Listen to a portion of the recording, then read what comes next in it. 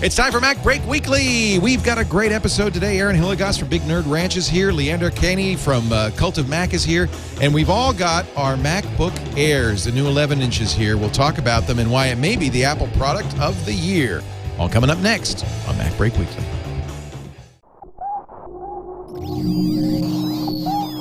Netcasts you love. From people you trust. This is Twit. Bandwidth for MacBreak Weekly is provided by Cachefly at CACHEFLY.com.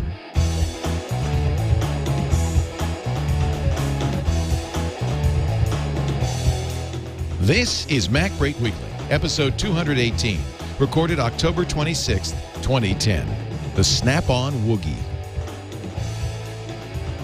MacBreak Weekly is brought to you by GoToMeeting. Improve your conference calls and keep everyone on the same page when you share your screen with GoToMeeting. For your free 30-day trial, visit gotomeeting.com/MacBreak.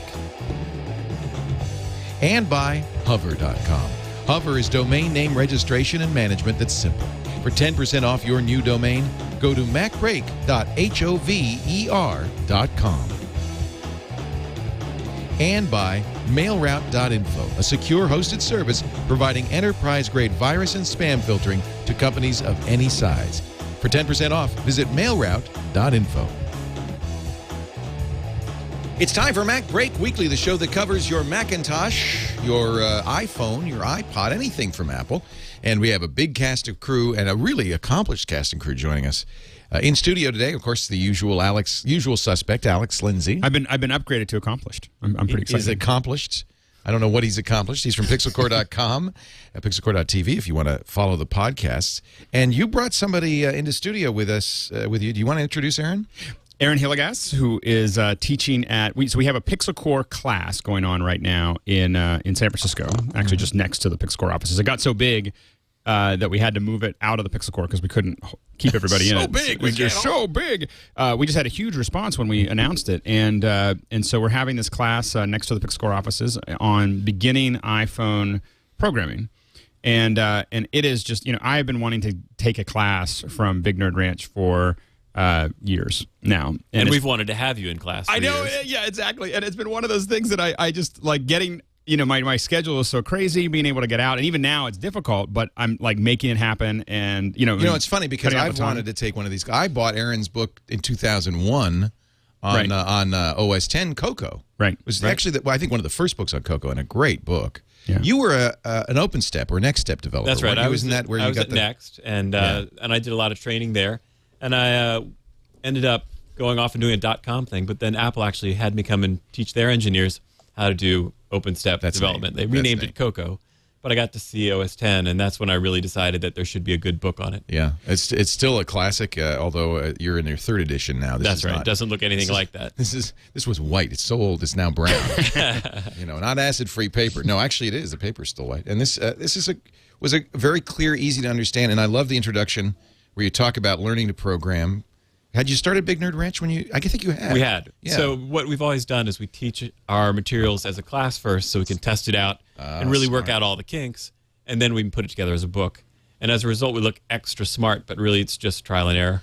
Now, as if that were if it weren't enough, I've got to have Aaron Hillegass and Alex Lindsay, and of course, let's not forget Andy Ihnatko. Speaking of the usual subjects from the. Suspects from the Chicago Sun-Times. Hello, Andy. We are very suspect of the Chicago Sun-Times. Thank you. But I'm thrilled to welcome our welcome, accounting practices. for the first time ever on this show, a guy I've been following for years, first at Wired with the Cult of Mac column, and now with his own website, cultofmac.com, Leander Kahney. It's so great to talk to you. Great. Thank you. Thanks for having me. Thanks for being here. Leander, now you may notice, if those of you watching on video, on audio, you probably won't notice a thing, but on video, Leander seems to be holding a Western Electric handset. It looks like you're on hold with Pan Am trying to make a 747 reservation while you're doing this. It's my madman moment. But it sounds great. I just hope your arm doesn't get tired, Leander. If you want to put it down at any point, please, I'll just hook it on my There you go. my shoulder. Hey, we used to do that for years. We'd do that, right? That's how we did it. Leander wrote a great book called Cult of Mac. You remember it. It had featured the guy with the shaved head and the apple on the back, and has been following a Macintosh for a long time. Are you in the UK or are you here in the States? San Francisco. Oh, okay. I should know. But I'm originally from London. Yeah, I recognize the accent, but a lot of times it's people from San Francisco who have the most Skype lag. If we're talking to London, usually it's really good. It's lickety split. Yeah. It's a very strange thing. It's good to have you, Leander. Thank you for joining us. Okay, yeah, my pleasure. Weekly. So I have one in my hot little hands. I think everybody's got one except Alex Lindsay. I'm not going to cry. I ordered it that day, and I had a BTO, so I got a 4 gig. This is the 11-inch MacBook Air. It's awesome. About. And you know what? It is awesome. I have to say, I'm impressed. Andy, you've had it probably longer than anybody. I presume. Yeah, I mean, isn't like the 11-inch just really the whole reason why you want to get a MacBook Air? Yeah. I mean, my big question, like as I was trying to write about it, was that why would you necessarily want to buy the 13-inch when the 11 is so much smaller, so much lighter? You do give up one SD card slot and a little bit of processing power, but it's not as though this is going to be a render man Titan anyway. So. I like it a lot. I wish the battery lasted longer, but that might be one reason to buy the bigger one is you get a 7 hours instead of 5 hours or something like that, right? 5 hours still seems like an eternity to me. 5 is good. Yeah, it's great. Now, Aaron, you have one. Have you been programming on one? I mean, are you I've actually not writing been programming. software? It is still relatively new, but I have been playing with it, and I've actually been surprised at how great the performance is, especially anything that involves the hard drive, which, as you know, it's not really a hard drive anymore. It's flash memory. Applications launch so quickly. One bounce. Yeah. One bounce.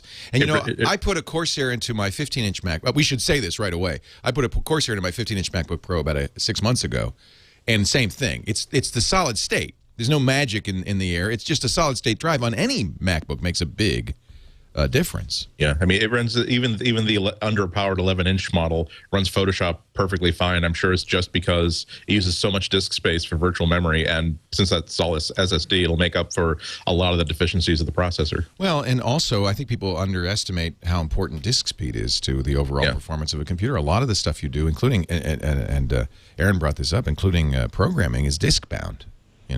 Sure, getting all the source code files in and out. Compiled. So speeding that up is going to be. You have, Leander, you said you have 2 of these?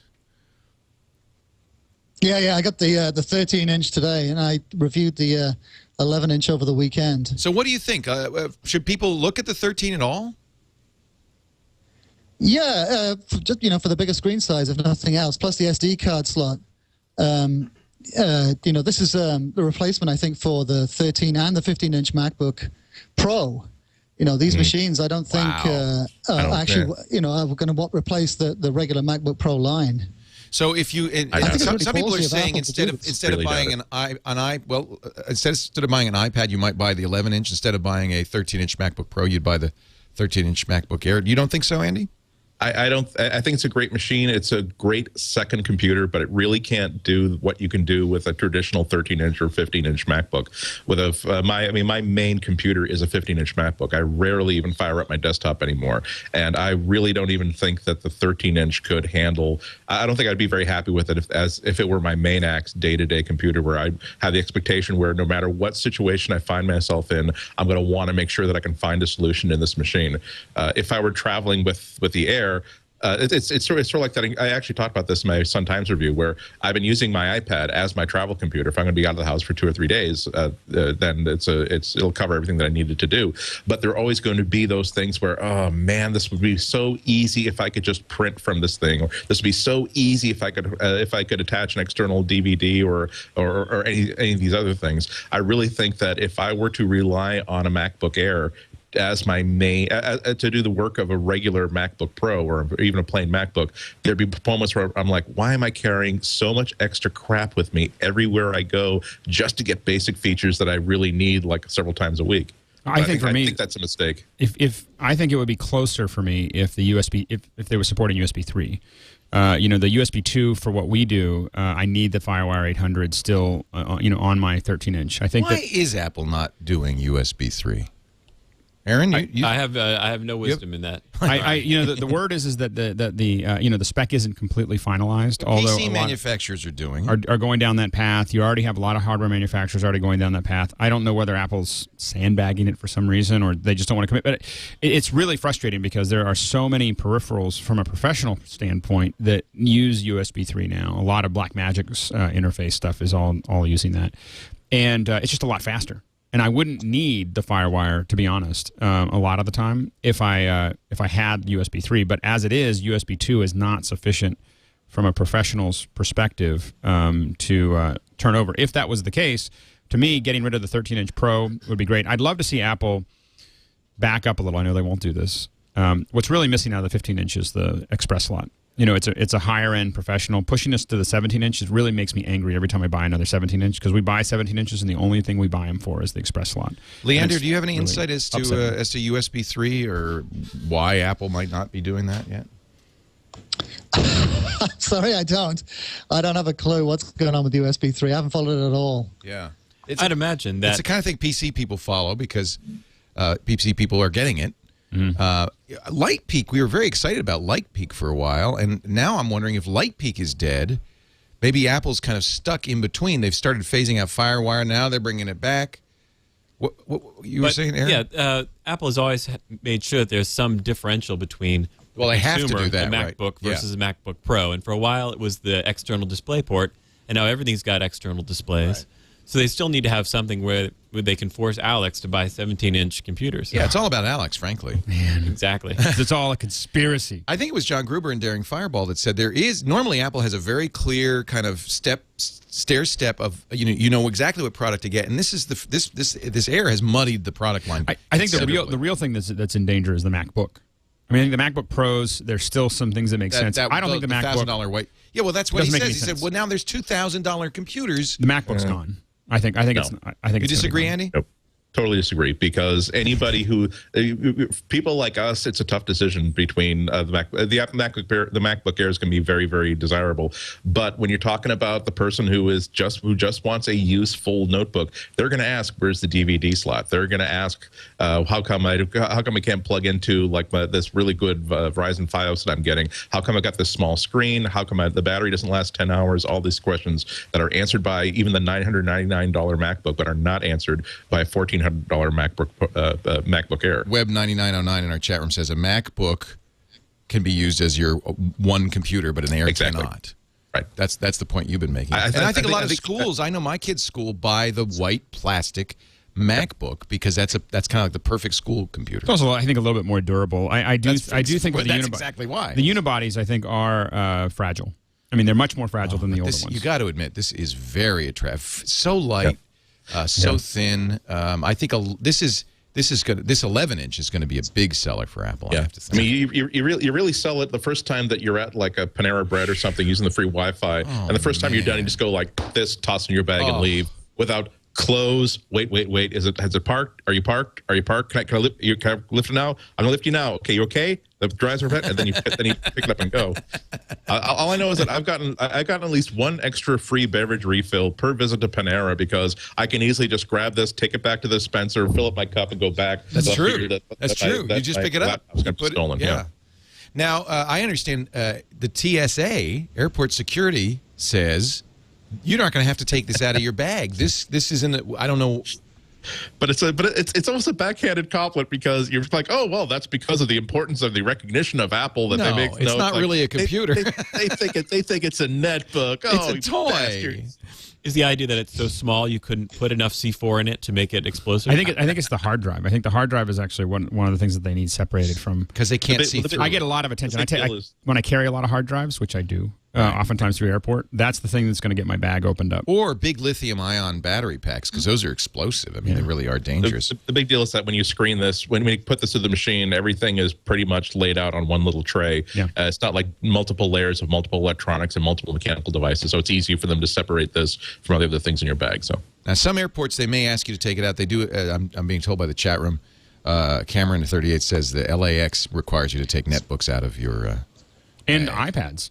I was asked to take my iPad out. I'm frequently not asked to take my iPad Barely ever. Barely ever, but LAX they do.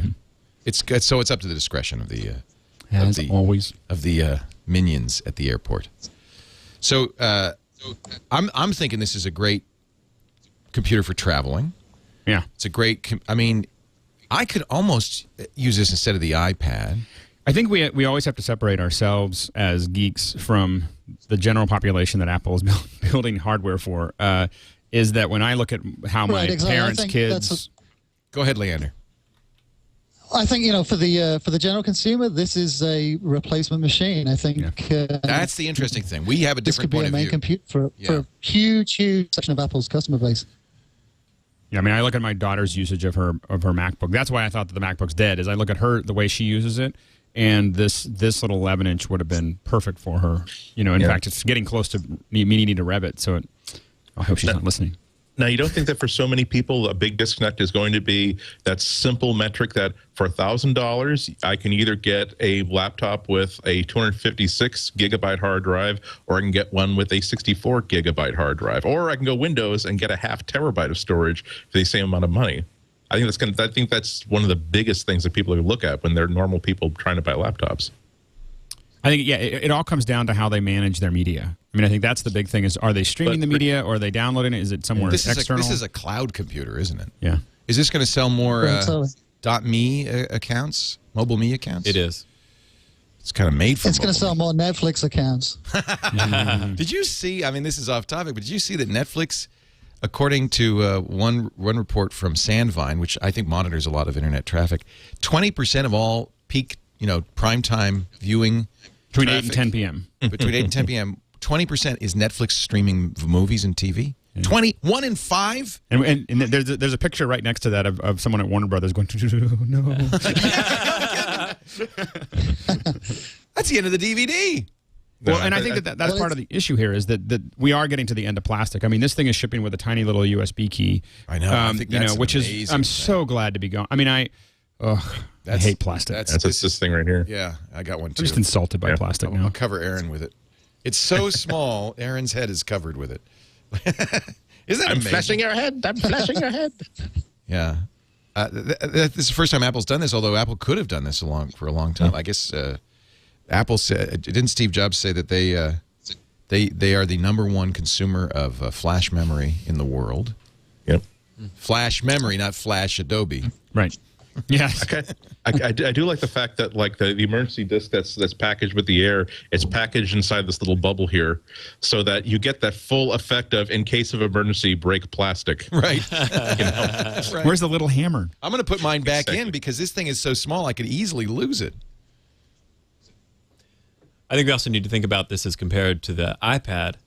And when I think about the iPad, it's sort of a more intimate device. You hold it on your lap and you can watch a movie and read books. And you stroke This wouldn't really be, it's not cuddly. You can't stroke it. Exactly. I mean, I wouldn't want to be, if I were trying to entertain myself over a 4-hour flight, I'm not sure that I would, if I had the choice between an iPad that I can hold like a book and put in any angle, or have the MacBook Air where I have to still kind of hold it and manage it, where it's great for things that are very easel-like but not good for anything else. I'm not sure if I'd go that route. I find myself on flights now in this weird experience where I'm a little bit of time on my iPhone, then I open up my iPad, and then I open up my laptop, and then I go back to my iPad, and there's like different. I'm very modal now. It's like I'm constantly moving around. You give me a flight longer than 4 hours, and I will have used all of them for an hour. I'm telling you, I was so self-conscious because my first day with the Air, because I've got it out for its first spin. I'm at a pizza place, but I also all my books are on my iPad, so I have my iPad next to it, and my phone is my iPhone. And then I suddenly look at all these Apple logos around me, and I figure that this is exactly the epitome of everything that people hate about people who like Apple products. This is why people hate us. Yeah, I should have had my iPod Nano clipped to my shoulder, just to be a total D about it. Well, you know what was interesting? We were shooting in Phoenix. We were shooting in Phoenix last week, and I really heard about the whole halo effect. There were 2 or 3 people that we were talking to who were typically PC users. They bought their iPhone. They loved their iPhone so much that when they came up to upgrade, and I just thought that was a little silly. Like, do they really buy their computer based on their phone? And it turns out that experience is so good. They buy that iPhone or the iPad, and it really is making a massive difference in Mac adoption, at least among a certain cross section. No, I think that's universal. I'm going into I huge think it's pretty companies widespread. There's a huge iPod Air effect. Yeah. I'm going to huge corporations that 3 years ago would have never had a Mac, and I'm seeing Macs on people's desks. Yeah. And that's how it all happened. Is the cult of Mac, Leander, you've been watching it and covering it, is it stronger now than it ever was? It's not the cult of Mac anymore. It's the cult of Apple, the cult of iPhone, the cult of the iPod Touch. It's a much broader church. But, talking earlier about the halo effect, I mean, people... I used to work with this guy. He was a real Apple hater. He used to make fun of me. Hey, Mr. Cult of Mac, how you doing today? And he got an iPhone. And the next thing you know, he's got an iMac, an iPad, another iPhone. He's got iPod Touches for his kids. And he was the most zealous, convert that you could run into. He was really, really culted. Well, I'll tell you the same thing with right here in the Twit Cottage. Lisa, our CEO, who does all also does all our finances and stuff, and of course uses Excel and has a Windows big Dell PC with two 24-inch screens side by side, and really was a major Windows bigot. Got an iPad, got an iPod. She wants an iPhone. I think it's only a matter of time before a Mac's on her desk. So yeah, there's no question there's a halo effect. And there is that multiplication, which Andy's talking about. We were driving here today, and I was navigating with my phone, right, in the Google Maps.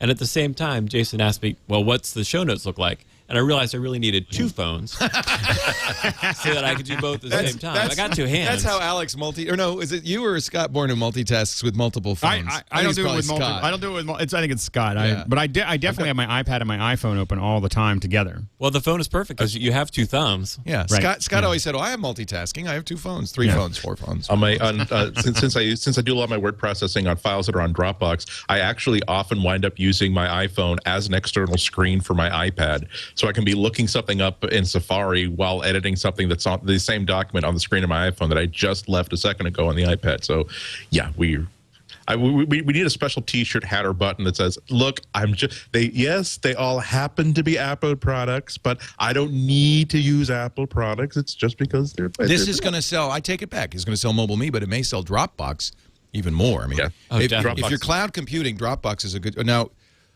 Dropbox's next version, I understand, will not force you to copy the entire Dropbox onto your hard drive. That's one negative. If you had a 50-gigabyte Dropbox, you're in deep trouble here. Yeah. You fill up your hard drive. But if you didn't have to copy everything... that actually makes me insane about Dropbox. Yeah, it's the only thing wrong with it. Well, it's not. It's a feature it's the reason why I switched to Dropbox instead of Box.net. The idea that if I have a file on one computer, it's being backed up across 5 different computers in the cloud simultaneously, and I don't really have to think about it. For me, there is that extra step of we have to make sure that we attach our Dropbox folder, our cloud remote server, and make sure that's mounted on every single machine that I really want it on. I think the simple fact that I don't know what kind of broads, money, or coke that Dropbox has been spreading around, but the fact that every single app that supports cloud storage on the iPad supports Dropbox, and maybe it supports iDisk, and maybe it supports Box.net, but there seems to be this implication that if you're doing the stuff on iOS, you need to support Dropbox first and foremost. That's interesting to me. I think it's coke. It sounds like a Warren Zevon record no matter what. It's the sniffer picker. Coke Broads and iOS. All right, let's take a break. We have a great cast. Yes, I think we do. Coke Broads and iOS. I like to take a break when we get the show title so I can think about it and absorb it and enjoy it. Leander Kahney is here. He's the Cult of Mac.com. When did you move from Wired to Cult of Mac to do your own thing? About 18 months ago. Yeah, it's been a good move, I think. Yeah. Now, we're getting the Siloning effect. So if you've got a USB device plugged into the laptop, unplug it and plug it in again. And this happens with a particular... What chipset is it? It's one chipset that does it. Yeah. It's a weird thing. And you actually put it in the other USB port. Yeah, you put it in the other one. It'll reset. See if that's better. We're going to take a break. Alex Lindsay is here. Aaron Hillegass from Big Nerd Ranch, the author of a number of books, including... a new one for people who want to learn about iPhone programming. What is the name? It's called iPhone Programming: The Big Nerd Ranch Guide. Easy to remember, and is on Amazon right now. And it's actually the text that you guys are using for the class that you're taking right now. Fantastic text. Yeah, that's cool. I'm so jealous. I highly suggest it. I wanted to take this class. You're missing out. It's It's really good. I desperately wanted to. As soon as you do an Android class, let me know, okay? We do Android. Oh, that was bad. we should do it in Petaluma. That's what we need to do.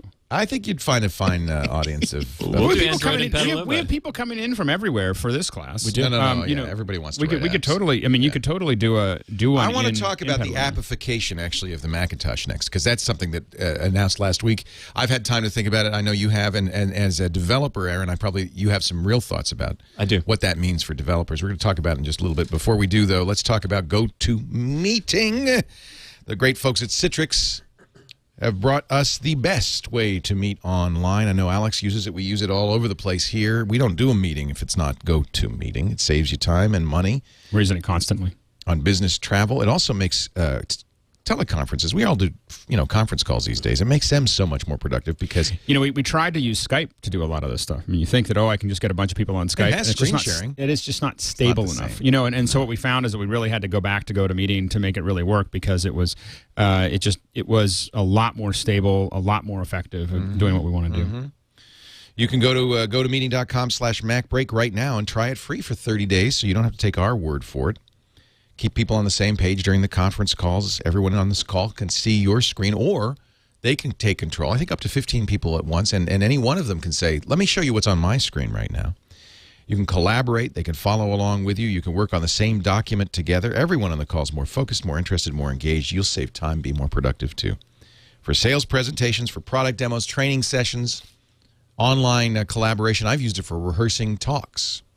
GoToMeeting.com/MacBreak. Try it free for 30 days. We know you're going to love it. Did you unplug, Leander, and plug back in? I did, yeah. Is it better? Yeah. It's the weirdest thing. We discovered, we use Skype all the time, and it seems to be an issue, I don't know, it only seems to happen with Skype, though, right? Yeah, it's only with Skype. It's Skype and certain headset chipsets. Okay, I had trouble. I couldn't hear what you guys were saying. It was breaking up, and there was a delay. And yeah, now it's better.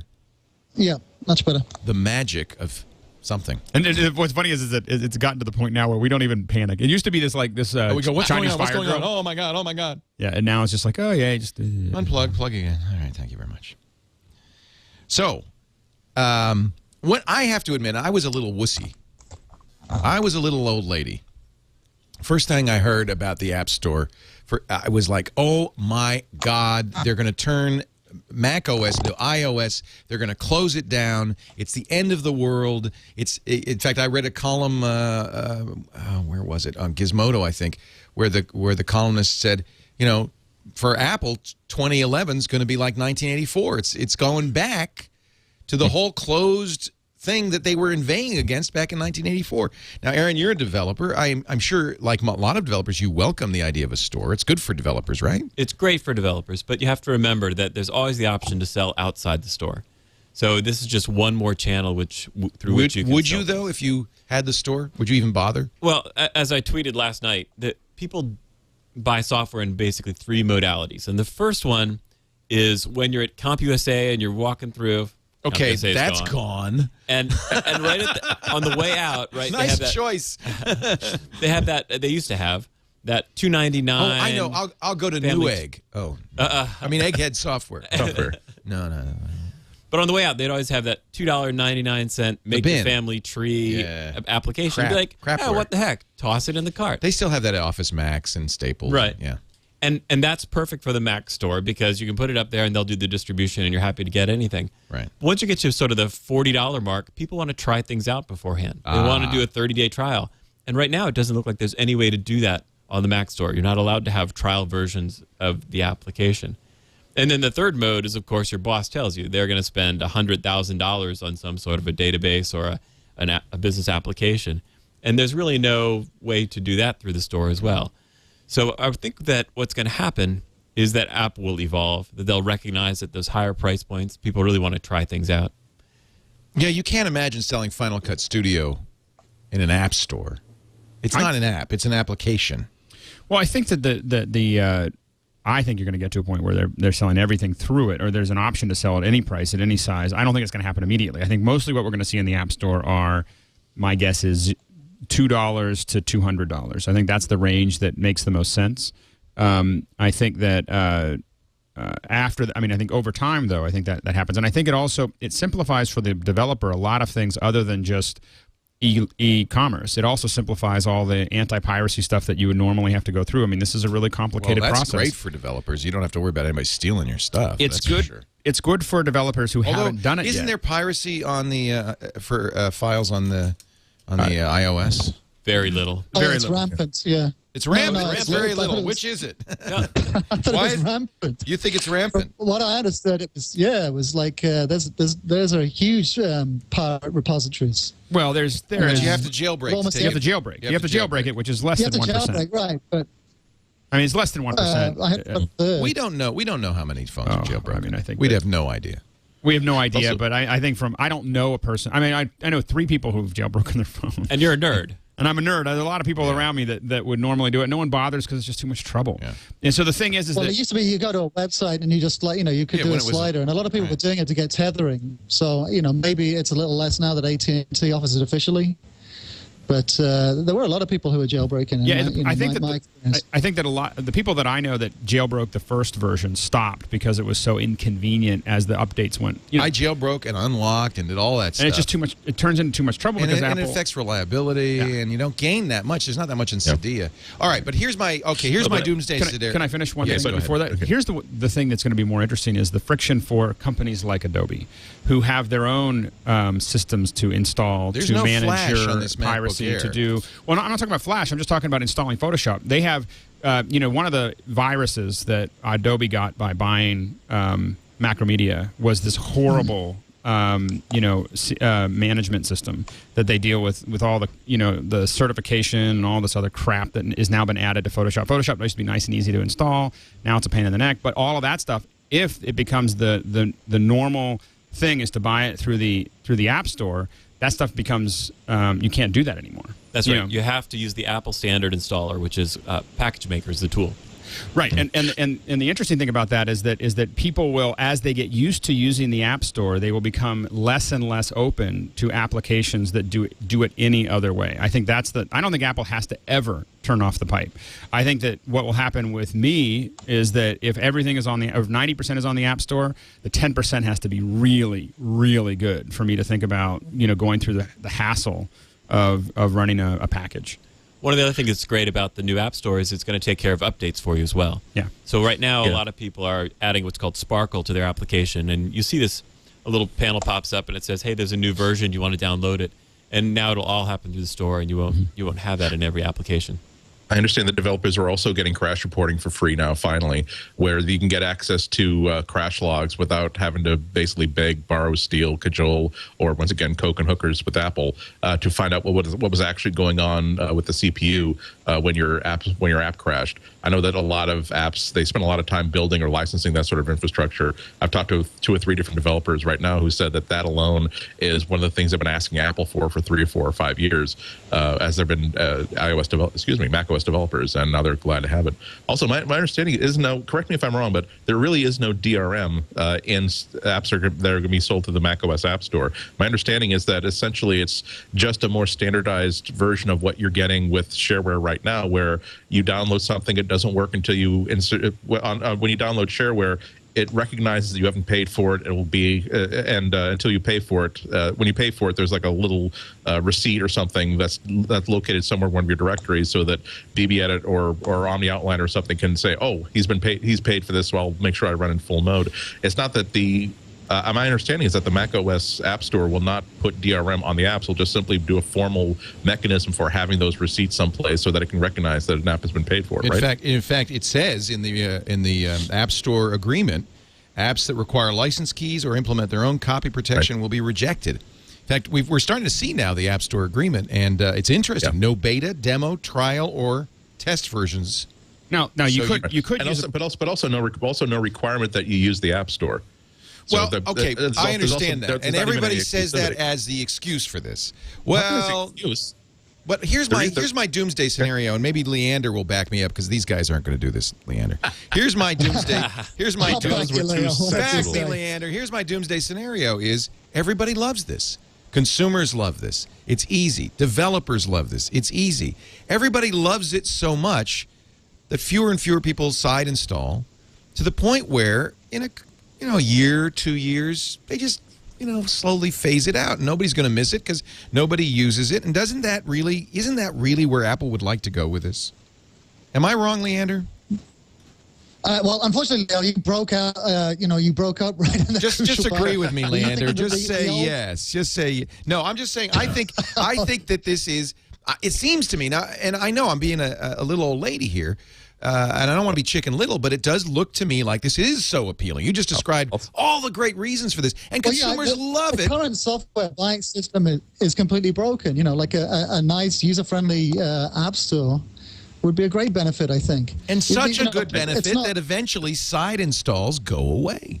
I don't know if that's true, but right. I mean, I prefer to really focus on all the things that will benefit consumers. And I think it's interesting that, of course, like the day they announced this, I'm setting up a brand new MacBook, and I'm going through all the crap I have to go through because there isn't one centralized store that simply says, "Oh, you bought these 9 apps, great, we'll just re-download them, we'll authorize them all for you." I had to download the trial version of Photoshop, the trial version of Aperture, because I needed to go in that day, and I could find the Aperture install disk, but I didn't have my license key. I couldn't find anything in my copy of CS5. I guess in a way, if this works so well, Apple doesn't even care about side loads because, well, everybody's using this. We can allow for people like Leo, we'll allow side loads, except that I won't be able to buy any apps that way because all the app developers are going to say, well, no, we really would like to be in the store. For instance, and this is another thing that worries me. It says in the application in the App Store guidelines that apps that look too similar to Apple products or apps bundled with the Mac, for example, Finder, iChat, iTunes, and Dashboard, will also be rejected. No, well, see, this is something I was talking about to someone today. That I think that when I look at the agreement here and the worries that installs in people, including myself, I think I understand why Apple spent an entire year not outlining what their app rejection and acceptance policies were. Because it's scary. Because if you say that, look, if you create an app called iMail that looks exactly like our version of Mail and duplicates all of its features, we're going to reject you because you're really trying to copy our shtick. If you create a brand new Mail, then we'll let it through. Once you put this into a list, you start telling people. Thunderbird. There's a dozen Thunderbird. There's a no. I'm saying that what I'm saying is that once you say that I'm going to give you a list of 50 reasons why I might reject an app. One of which is that it's a dumb app. It doesn't really do anything. If you're outlining that, please be aware that we're not going to necessarily let in another 4-function calculator. You start making a lot of people worry about, well, but geez, my application just does one simple thing by adding something to the menu bar. Is it going to be rejected because it's regarded as a simple thing? Sometimes I think that you have to be aware that sometimes you can't really obsess over everything that can happen just because it's you're right. And I don't want to chase a chimera. There's no evidence that this is going to happen. I feel like what's happening. I actually wish. Go ahead. Well, I wish Apple was more strict about what it lets into the App Store. I think that the online App Store, the iOS App Store, is completely broken. It's 200,000 pieces of crap, and there's 50 that are good. And the current system of finding the good stuff that's completely broken too. And if they did that, that would be a big disaster if they did that on the Mac store, because it would be more confusing than the current system, which is like go out and find it for yourself. Well, and I think that one of the big problems, the more they curate this, I think the more useful it would be. The problem is that without being able to download demos, without being able to really test it, it is going to be something that is going to be much harder to figure out what you want. Right. Going down, and something that Aaron and I were talking about earlier is it would be really easy to run demos on in a closed system. It seems frustrating. You do it in Android right now by offering you a refund within 24 hours. You download it, you try it, and you can make it a week if you want. I'm not as worried about that because I had a whole list of things last week of this would be a horrible idea if any of these, putting a number out of the air, 9 things are true. And one of them was if you have to basically sign your soul over to Apple to say that On the Outliner now belongs to the Mac OS App Store. I can't sell it or offer it anyplace else. That's not true. So if you demoware can be covered by, you will have a link if it works like the iOS App Store. There'll be it's a standard link to Omni Group developer site. You can click on that, and then from that site you can then download and install a demo version of it. So I mean, if I were writing a column about it, and I'm not sure what I'm going to write about it so far, I think the headline is, I can't get worked up about this, and that bothers me.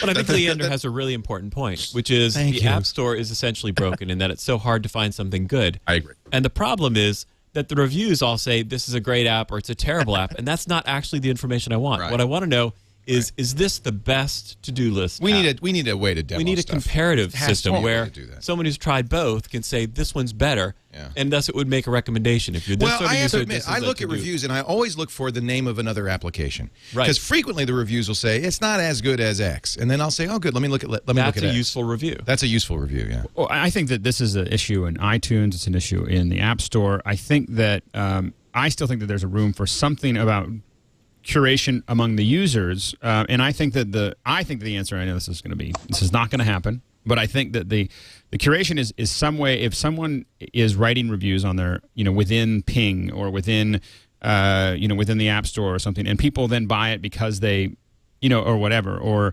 things that they recommended, they get some little affiliate sale. You could end up with a lot of people making lists of apps that are really good, and then developing a trusted following, so that there's a certain number. I mean, a lot of people buy the stuff that I buy this. I buy most of the apps that Andy or Leo or anyone else. When people recommend them here on the show, because I know that they banged on them and they played with them, and it's a trusted source. And I think we need more trusted sources, and we need to find more ways of integrating. It looks to me like Apple's reinventing more than just.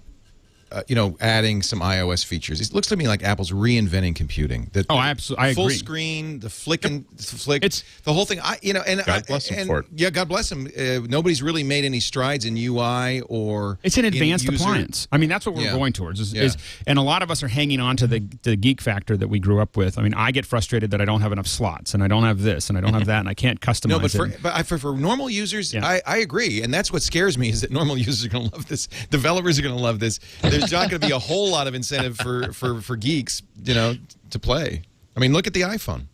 I don't think it's going to happen tomorrow, but I think 3 to 5 years from now, we could see, a very that's fine. small. I'm not going to worry about it. I can, there's always Linux. There's one more sort of funny thing in the agreement, which is that you can't show an end user license screen. I love that because Apple's notorious. I mean, look at iTunes. Every 4 seconds, I get a new end user license. Yeah. But you can imagine, like an open source project might think that their license is actually a very important part of the product. They may even be required to display it. Does it come down to how benevolent we feel our fearless leader is? Yeah, I think my big word, I get a little bit hesitant when I hear a lot of concerns that are what I call phase 2 arguments. Right. Where That's mine's a phase 2 people imagine that you get to the end of the first chapter where everybody's using this and everybody's loving it, and then someone always has this fantasy about Steve Jobs or any CEO in a leather swivel chair saying, "And now phase 2." And in the house. And you can't trust corporations. And you always have to be aware of what rights you're receiving, what rights you're giving away. But when you say that, well, here is all the features that I'm being given in exchange for giving away very, very little, I'm not really worried that much about phase 2. So long as I have an escape boat, if phase 2 actually, if the panel truck pulls up in front of the house and remember that agreement you clicked through, okay, get in the truck. Right. As long as I have an escape route, that's fine by me. I just love this. I love this MacBook Air. This is a wonderful thing. I would hate to have to put Linux on it. That sounds like a threat. I don't want to have to put Linux on this. What's desktop you got here? Be a shame if we had it open source. I love OS 10. I think OS 10 is beautiful, but it always just worries me a little bit when I hear Steve Jobs say Windows is open. I don't think Steve has at root any interest in anything but user experience. And ultimately Apple's business success, but I do believe he's a product guy. And so if he says this is a superior experience for everybody, it's more secure, by the way. It solves the security issues. Mm-hmm. And a lot of Windows users will be looking over here saying, well, again, when you're talking about business users, when you're talking about casual users, when you're talking about student users. Almost everybody. 90%, 90, look 90, how 90% the iPad is selling. This is the iPad. Yeah. And it's selling like hotcakes. It's more, I think, isn't it more sales than any other device? Web 7596 says, "Stop being a drama queen, Leo. This is why you're not invited to Apple events." I'm so glad. So glad to finally know. I can see Steve looking at the list. Steve Jobs. Drama queen. Well, and I think that, there is the We're not going to invite Leo. He has attitude. I mean, 10 years from now, we are not going to be clicking on packages. I think that's the reality. Probably 5 years from now, we're not going to be. That was one of the big steps forward, to be honest, that Ubuntu made with Linux. Linux was a nightmare installing stuff. Ubuntu created a Linux store. Actually, even before then, Windows created a Linux store that made it easy to install apps. Now, I have to admit, it didn't turn things around for Linux, but it was a major step, for me anyway, to be able to recommend Linux to normal people. Well, now you can install apps like you can on Windows. And now we're going to the next step. Now you can install apps like you can on the iPad and iPhone. Yeah, and I think that's going to be. I think that once people get used to it, I think it's going to be very hard to get them. They're going to be like, oh, I had to go to their website and I had to download a package and then I had to double click on it. Now the biggest thing that happens for me is the change, like upgrading my system. I like to, like when I buy a new computer or I update, to a big version of OS 10, I want to wipe my drive clean, install it, and then put everything back on, and it's traumatic. I mean, it's days of my time to get everything reinstalled and re-cushioned. And when I look at what it takes to do that on my iPad, I'm just like, this is where I want to go. And stuff like this App Store make that possible. Let me ask you, Aaron Hillegass, you're as a developer and a guy who writes software, you can't do open source software on iOS because you cannot share the code, right? I mean, you couldn't put a GPL program on iOS, I don't think, because you'd have to reshare the code, and I suspect, I don't know. I don't see any reason why you couldn't publish your source code. Are you allowed to publish your source code under the Apple Developer Agreement? Sure. Okay. People put source code out all the time. Okay. Good. I keep thinking in terms of the App Store about the Christmas morning effect, where someone has just gotten their new Mac on Christmas morning, and they open up and they'll say, "Let's go to the store." Oh, can you imagine how much with a gift certificate? Don't buy them software. Just give them a $200 gift certificate. As a developer, I feel all warm and fuzzy inside when I think about that Christmas morning. Well, you saw what the people at Pixelmator said. We don't have to think about users at all anymore. Well, except to the degree that we want to make something that users want, because we know that all the marketing, all of that stuff is now handled by an app store. Pixelmator was thrilled by this. They think this is fantastic. And for an inexpensive product that's trying to compete with Adobe, which is what Pixelmator is, this is perfect. Well, and I think for consumers, I think we're going to see, as we reduce the friction between purchase and, development and purchase, as we reduce the friction of piracy, there's going to be more and more downward pressure on the cost per purchase. Right. It's not going to, $500 apps are going to have a harder time, and it's going to be much easier to sell them for $100, $150. Now, some developers may bemoan that, but I know a lot of the reason that, I think that as we get that downward pressure, part of it is that when you're paying $600 for an application, you're paying for a lot of people pirating it.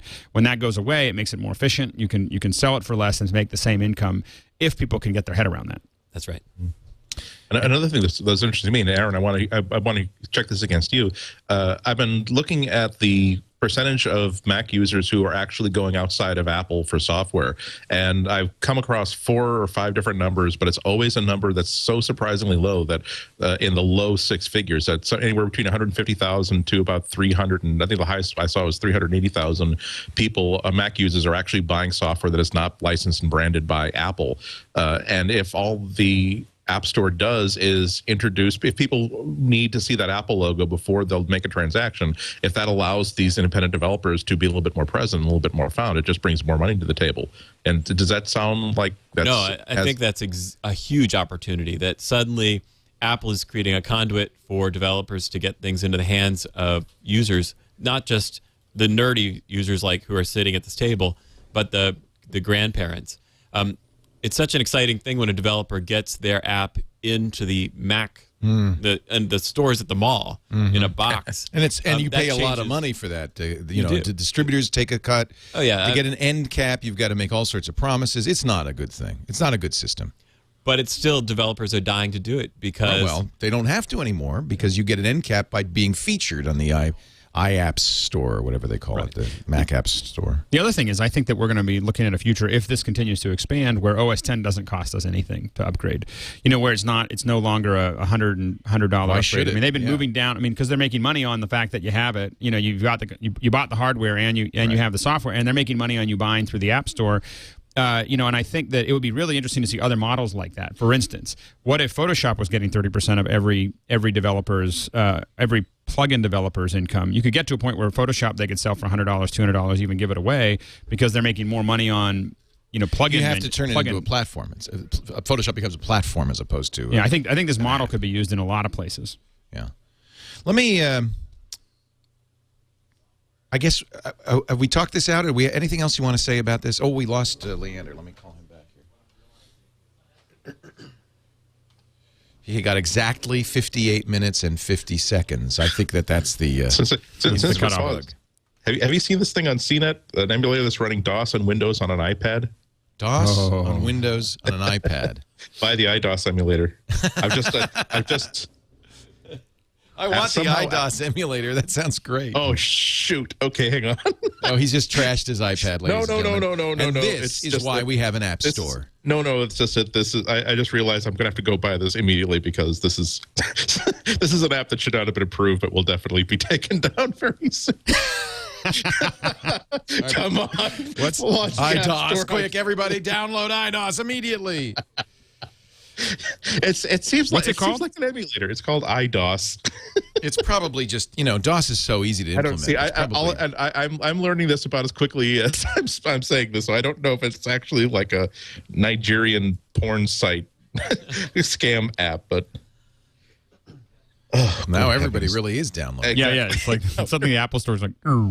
Let's take a break. I'm going to get Leander back on, and we're having trouble with his connection, but he'll be back in just a moment before we get back to this. And a major security flaw, which I will demonstrate on your iPhone or any 4.1 iOS device. Oh, this is fun. But before we do that, let me talk a little bit about our friends at hover.com. It's domain name registration done right. If you go to macbreak.hover.com, you can see what they do. It's very clean, very simple. I don't know if you've registered a domain name lately, but boy, let me tell you, it is a pain in the tuchus. You say, yes, I want that domain name, and then there's 80 clicks before you actually get it because they say, well, maybe you'd like to buy this or that or this or this or that. Hover is just clean. It's simple. Here's what they do. You buy a domain name. You do have an option, if you wish, to have email. And I think for a lot of people, this is the reason to get a domain name. If you every 3 years have to tell somebody, oh, my email address has changed. I just have one email address. I've had it for 15 years. It doesn't go to anywhere. It's I own the domain name, and then I forward it to whichever email provider I'm currently using. Sometimes Gmail. Right now, Gmail. Before that was Fastmail. Before that was Yahoo Mail.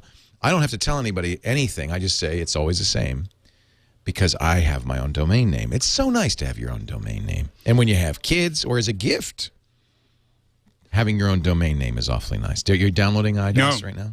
The availability of this item has changed. The same item may be available with a different price or elsewhere on the store, but they took it off. They pulled it. Already?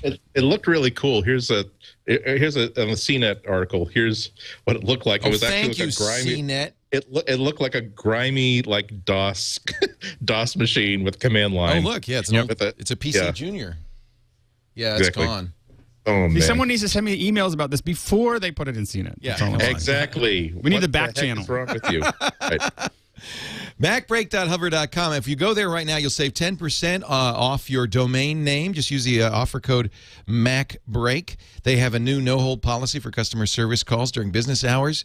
You will not be put on hold. You will get the answer. And I tell you, the last time I'm moving my domains to Hover, I got them locked, which is really annoying. So it's gonna have to wait till December for like Twit and a couple of others, because I changed the contact address, and now the domain company I'm with says, "Oh, you can't transfer these over till December now." They got you. So I called. I was transferred 3 times. I was on hold for a total of 20 minutes. Not at hover.com. I can't wait to get everything over there. Try it right now, macbreak.hover.com. The nice guys at Two Cows have been doing domains direct for a long time. This is their rebranding. I think they're just a great company. Hover.com. Macbreak.hover.com is the address. Save 10% with the offer code MacBreak today. All right, let me see. Yeah, it's gone. iDOS. I can't believe it. A little bit late with the breaking story there. I'm sorry. Thanks for teasing us. But you got it, Andy. Well, this underlines Leo's. Did you just get it? Someone tweeted this to me, which made me immediately look for the information about it, which led me to go, "Holy crap! I gotta download this. They're gonna get sued by so many people." And immediately, that's Apple doing a DOS emulator on the iPad. That's almost like a suicide by cop sort of scenario. Yeah, where who if would Apple really doesn't want kill this? us, Microsoft snipers will take us out. Who Soon my approved it? pain will be gone. Who approved it? And then that person no longer working at Apple. Somebody else came in and pulled the plug on it. But this is an example of This is exactly what you're worried about. What I'm worried about. I mean, this is a completely harmless product. It's DOS, for crying out loud. Who cares? DOS is a concept by which we measure our pain. It's not a harmless product, sir. Okay, thank you. Leander's back. Sorry about that, Leander. I'm not sure what happened, but we're glad to have you back. Sorry, my connection's all flaky. Yeah, it's that Skype thing. If you were using FaceTime, you'd be all set. Next time, huh? Yeah. You know, you should upgrade to one of those modular hand jacks. Maybe that's the... So here's the deal. I'm going to do it on the air here, and I'll show you. It's not fixed yet. It's pretty simple to duplicate. I'll have to do it in front of your face again, Aaron, because I have to hold my iPhone up to the camera. So let's see if I can do this like Ginger Rogers, upside down and backwards. I have a lock on my iPhone, right? So if I do that, it's locked. But I can still make an emergency call. All phones are required to do that, by the way. So I say emergency call. Now I make up a fake emergency call number. I'm going to put in 5 pound signs. Press call and immediately press the top button. It didn't work. I have to do it again. It takes a couple of tries sometimes. Doot, doot. And now I have access to all my contacts, to all my missed calls, to my voicemails. I can change my voicemail. I have access to the phone application. I didn't unlock it. I just made a phony emergency call and immediately pressed the top button on the iPhone. Kind of a bug. Just a little. This happened once before, like not so long ago. Anyway, there's nothing to say about it. It's not patched. It's in all 4.1 devices. And I'm assuming that we're going to see a patch soon. That's a bigger hole. That's a bigger hole than... Now that I've told everybody about it. Yeah. By the way, if you do this to your phone, just a word of warning, your phone now will be stuck in the phone mode until you turn it off and turn it back on again. I can't get it out of that call mode. Oh, so you can't get to the rest of the phone, but you can get to the contacts? You only get to the phone application. But that does mean I have all the this person's contact numbers. I can make phone calls. Right. I can call Afghanistan. I could change the voicemail. I can listen to all the voicemails. I could change. So it's just the phone app that you have application. Right, exactly. It disables the home button, so it's not like you can launch other apps. But still, that's pretty bad. It's pretty bad. I don't want people to have access to all my phone numbers. Every wife who thinks her husband is cheating on her knows this trick by now, I'm sure. Oh, that's a good point. Very good point. This actually could be quite useful, ladies and gentlemen. Right? But mostly you're welcome, ladies. please favor our sponsors' merchandise. Thank you very much for that little tip. Nothing more to say about it. It is there, and it's kind of a problem. Don't leave your phone out. Don't leave your phone lying around. People can get into it. FaceTime also had some security problems. They fixed them very quickly, but there were some fairly glaring security holes in the desktop FaceTime for Macintosh, which Apple patched. Because they didn't need to download a patch. They just needed to change how their servers worked. You would navigate through FaceTime's preferences menu to the View Account page. Once there, again, just like you have to have physical access to the iPhone, you'd have to have physical access to the computer, but you could, from the View Account page, change the password. Right. And then give yourself access to the FaceTime account. Not just the FaceTime account, but when you change the password, it gives you access to all the other Apple accounts like iTunes and everything else. So the key on this is, well, I guess it's probably all right. You should, if somebody had access to your computer in the first, say, 8 hours of FaceTime, you might want to worry about it. But Apple has changed it by simply changing their server settings. So that one's an easy one to fix. We're also hearing reports, and I'm going to try this soon, that the new MacBook Airs don't work with Skype. Now, Dan, our chat room mod, says he made some Skype calls, so he said he's fine. I've just downloaded Skype on the Air. We'll see. Have any of you used Skype on your MacBook Air yet, Leander? Not the MacBook Air, but we're getting reports that it's maybe a more general problem because people say they can't do it on their iMac or their MacBook. Oh, that's bad. I don't know what the common factor is, but I don't know, it's just the we make Mac. You're probably on a Mac right now, aren't you, Leander? I am, yeah, Mac Pro. So you're making a Skype call. Andy's making a Skype call. I don't think Andy's using Windows for this. When I can't run Skype on a Mac, I usually blame Skype, not the Mac. I'm logging in right now. Let's see. Remember password. Sign in. Seems to be running. Leander, what are they saying is not working? Is it just not making calls? I just glanced at it, but I think, I don't know. I didn't actually read the comments in detail, but I saw there were complaints from people on iMacs and other machines. As long as we're talking bugs, there have been a lot of complaints on the Apple forums about the new iPhoto 11 erasing people's photo collections. It's nuts. Yeah. That's been a bug I came across in one of the last versions as well, where it actually was recoverable, but it was a very scary experience to have it all. It's part of the updating. Somehow the index got screwed up. This happened, I think, in 10 or 9 or iPhoto 09, I guess, that it lost contact with the index, and suddenly it appeared that I lost all my images. I think when you have, when you do a big upgrade like this, often they have to upgrade the database. I'm sure that's what's going on, is it's upgrading the database of the iPhoto pictures. And if something goes wrong, you could have data corruption. As many or more people are saying, no, it's just fine. So, well, and the other thing to remember is that before you lose your mind in panic, remember that iPhoto and Aperture, I mean, this is not a best case scenario, but they are not. They're not saving the originals. The originals are all in a package, so it's not like you wouldn't really lose all the images. You would just lose the connection. It would be a pain in the neck. You would lose the metadata. You'd lose it. But if you had to re-import, but the originals are still there. It's not like it deleted. They're hidden inside the library, right? Mm-hmm. So you have an iPhoto library. You right-click on the library, or what is that? Right-click, and then you can show package contents. And then inside the package contents, you'll see a folder that says original photos. Right. That's your originals. Right. One hopes intact. When I quote unquote lost the data, the first thing I did was went and made sure that that was still available, and it was.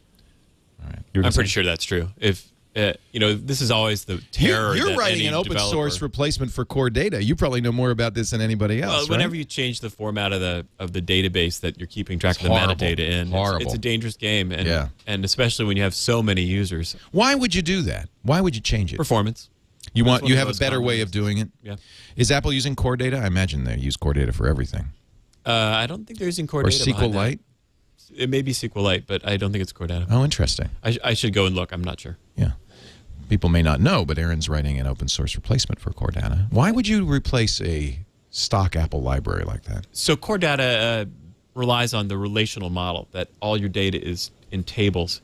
And when you talk about something like iTunes, where you have playlists that have an order, it doesn't really fit in very well with the relational model. So what I've tried to do is something a NoSQL kind of guy? I'm a NoSQL kind of guy.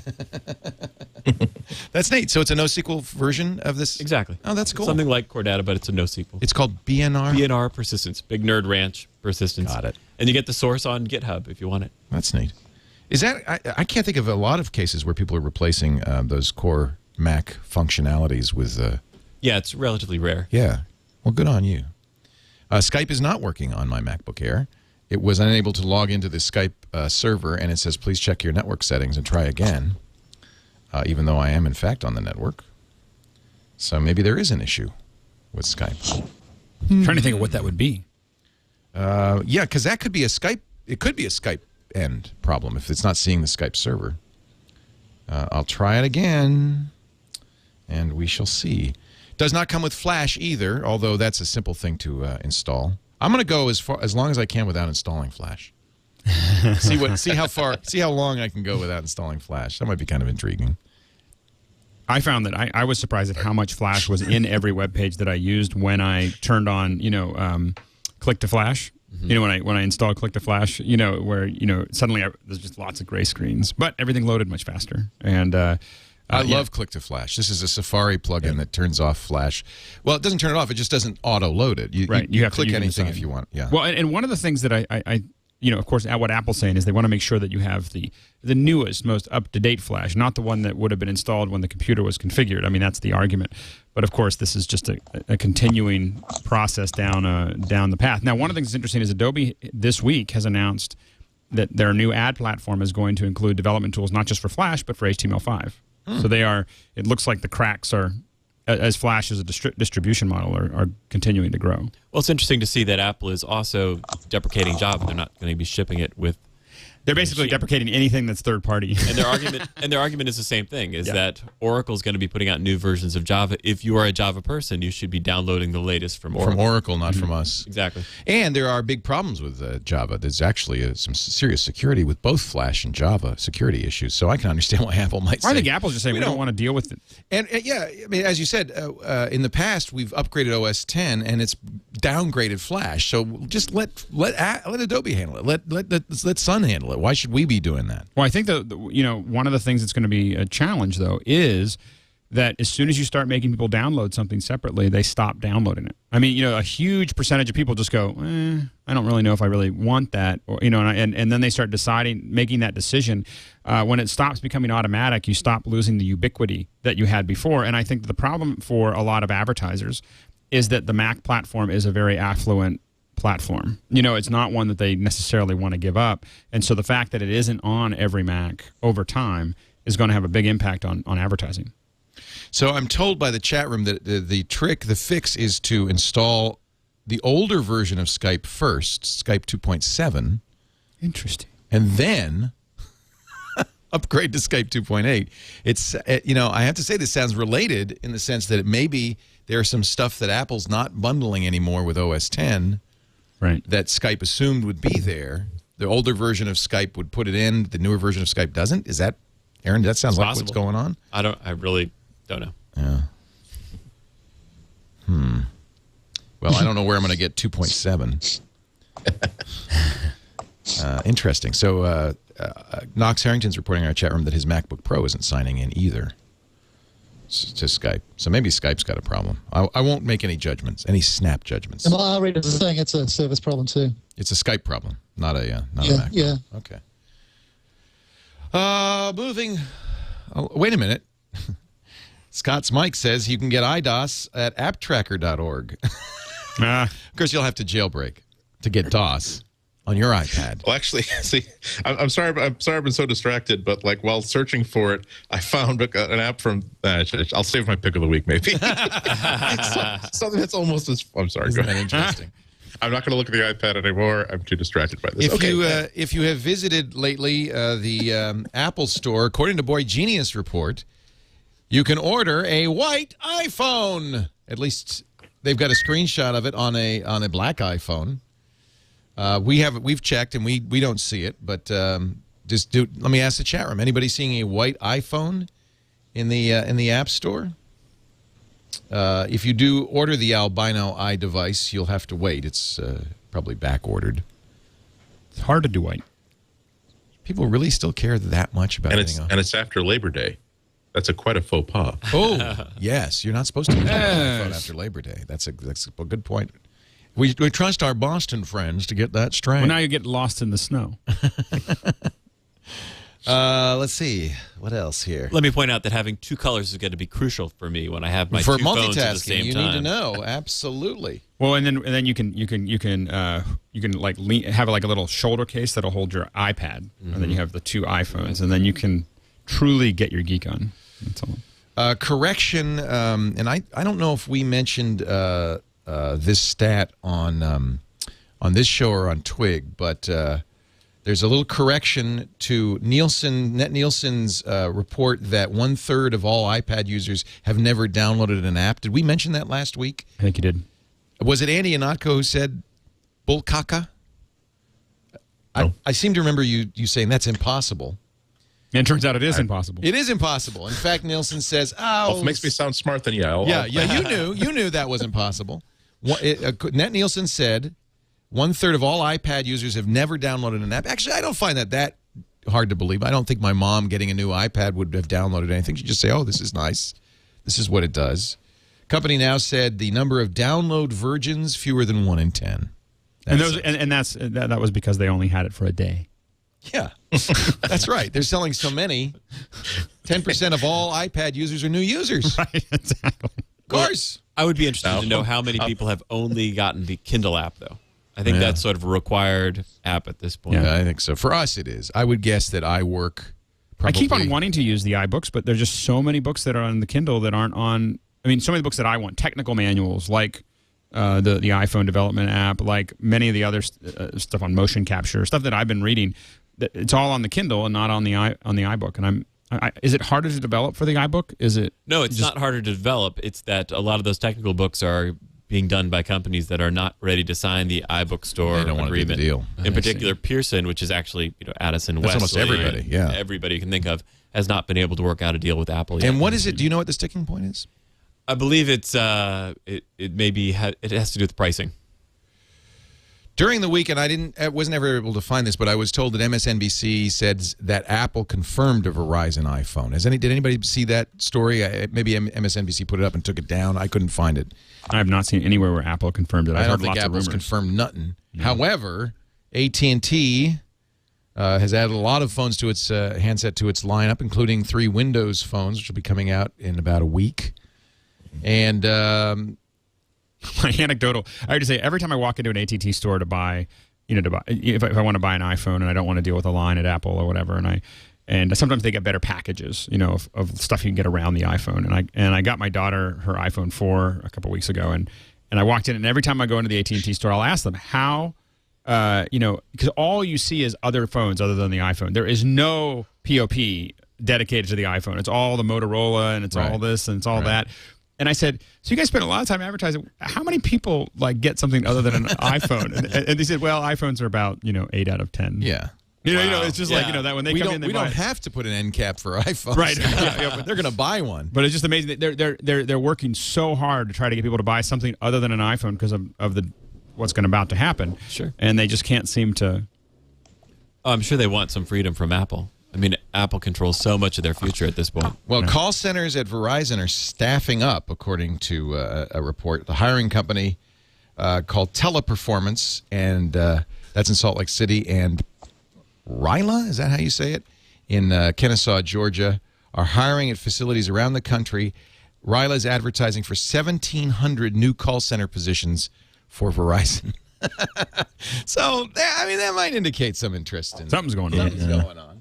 We're seeing the rumors this year are different from the rumors as they were like 6 months ago, where 6 months ago it did not look as though the world was reshaping itself to take the form of a world in which Verizon has the iPhone.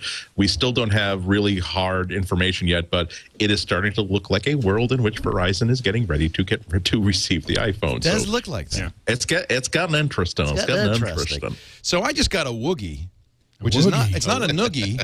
It's a Woogie. Oh, you got a Woogie? Griffin sent me a box of iPhone cases, all of which are slide-ons, by the way. Oh, no, they're not. They're all snap-ons, aren't they? Yeah, they're all snap-ons. But they also sent me this, and actually...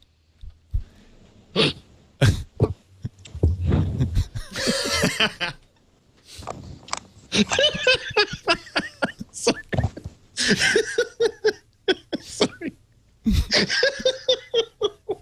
He's having a moment. It's okay. Something obviously entered Andy's brain when you said that. that. Snap-on, and I don't know. No. I just a very funny woodchuck is outside and nibbling on a lettuce leaf in a most interesting and droll way. These are all. When I say snap-on, what I'm trying to say is instead of sliding these onto the iPhone, you just snap them on the back of the case there like that, which eliminates that scratching thing that people were talking about with them. But they also sent me a Woogie. You want to laugh about that too, Andy? This is a Woogie. It was unrelated to the two. Sorry. Woogie and Snap-on. When you mention the two together, they got to... No, it's just a... Yeah. This is a Woogie, and I'm going to give it to Alex for testing. You know why? What this is? You get the Sesame Street digital books on your iPhone. You slide this into the iPhone. It's got a little jack connector. How old is Malachi? He's almost 3. He might be too old for this. This really looks like... This is like for 1-year-olds. But I have but Isabella is 1.5 years. Oh yeah, you have a little one. I got 2 test units. You already got this? Oh no, the kids. No. Yeah, because I got the Woogie, but you got the kids. So actually, it says ages 3 and up. Download the free Woogie app to see great books for your Woogie. It is a iPhone holder for babies. Well, I'm going to give it a shot. So will you? I even have an extra. Give us a? Yeah, no, I'll test it. They can drool and whatever. Yeah, it's got a drool. It's got a little cup there. Yeah. But the question is can they really? It's got batteries in there. Can they interact with it through this plastic? Maybe it's not for an iPhone, except it came from Griffin, and it has a bunch. Yeah, no, it's for the App Store. Interesting. So would you come back? I was going to do it on the Daily Gizwiz, so I need you to come back on the Daily after Gizwiz? the review and do a review for me. I'll do it. There it is. There's your Woogie. And a bunch of beautiful Griffin cases. Thank you. I don't know. It just appeared in the mail one day. Wow, it's like it must shake or something too. I think it does something. Yeah. Okay. Yeah. No. I'll test it. We'll test it on 2 different age groups. Yeah. 1.5 and 3. Perfect. That's what I have available. See, I think Malachi's way too sophisticated because he's already using an iPad. Well, what I like about it is just that it's padded. Malachi, if he gets a hold of your iPhone, the problem is that he's developed a technique that he's found very effective. If we tell him, give my iPhone back, he stares at you flat face, and just takes your iPhone and throws it at you. I mean, it's just like he doesn't. There's no grimace. There's nothing. He just goes. Damn. And he just throws it at you, and evidently he has quickly learned that we won't ask for the iPhone back. That's like my son. My son showed me a YouTube video of a 2-year-old in Indonesia who smokes 2 packs a day, and it's the same thing. They said, "Well, we can't wean him off of it because he'll hurt us if we take away the signals." Well, it's just like he doesn't react. He just looks at you and just goes, "I'm going to throw it at you now." And we've that has definitely decreased the number of times we ask for it back. Couple of more quick stories here. Apple's offering free iPad engraving for the holidays, which I think is a good idea. I wish they'd gotten this engraved because I know that people are going to steal my Air. The minute I turn my back, Ken Shepherdson's going to sneak in here and he's waiting. He's sitting out there waiting to take it. It is the 9th anniversary of the iPod. Oh, wow. See? I told you. He's right there. Look at that. Remember back in the day when there was no iPod. October 23rd, 2001. I remember that day vividly. I was working at Tech TV. Jim Louderback went to an Apple event. I wasn't invited then either. Not that you're bitter. Not that I'm bitter. And he came, but I have to say, he came back with this. I have it in the back of my closet here. The original 5-gigabyte iPod, now 9 years old. It's almost as old as a young child.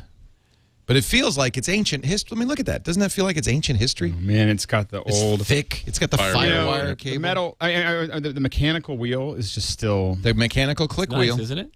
And remember the shock that it didn't have an FM radio. No radio. Oh, my goodness. Look at how big it is. It has no FM radio. And it's got the firewire.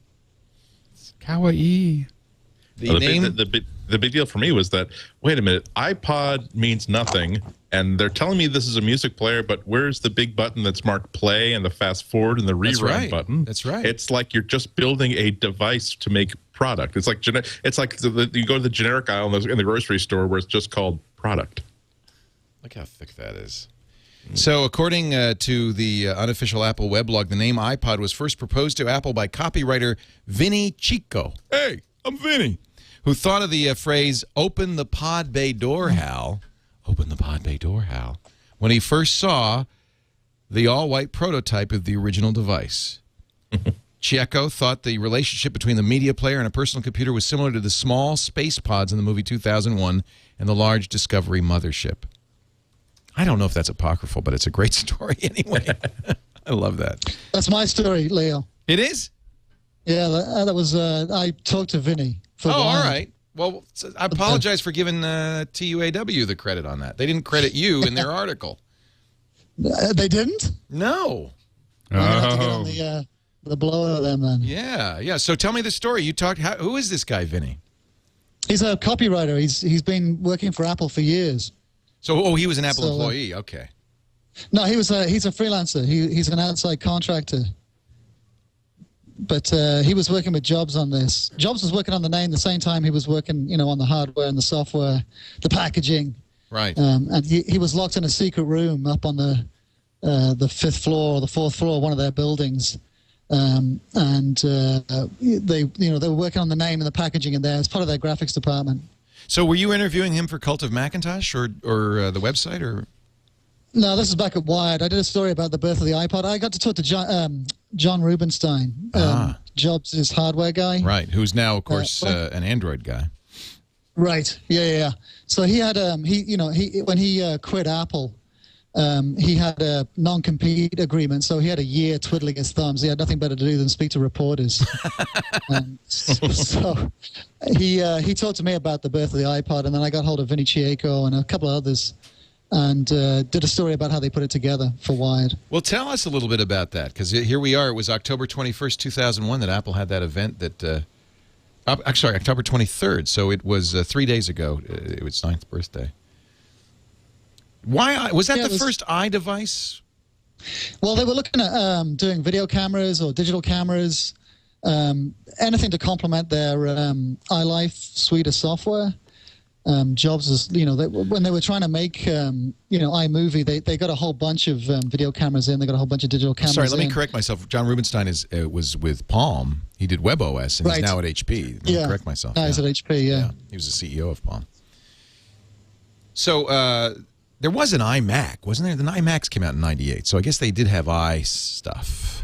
So the pod was the insight that Vinny had. Yeah. Jobs wanted to call it something else. Vinny wouldn't tell me what it was, though. But apparently it was horrible. It'll make your blood curdle. It's probably iPad. Maybe. Right? I wouldn't be surprised. A chance to use it. Which would have been rougher at that size with that form factor. Yeah. Well, maybe it really would be. Come to think of it. It would have been market confusion. I remember, though. Remember, this was not the first MP3 player, but Apple didn't even do the software for this, did they? No, they bought it. They bought the basic operating system from another company, but they did the UI, right? And that was the important part. This is the first usable one, and a big part of the magic, of course, was its connection to iTunes. You plugged it in, it sucked all your music onto it automatically. You didn't have to make any choices whatsoever.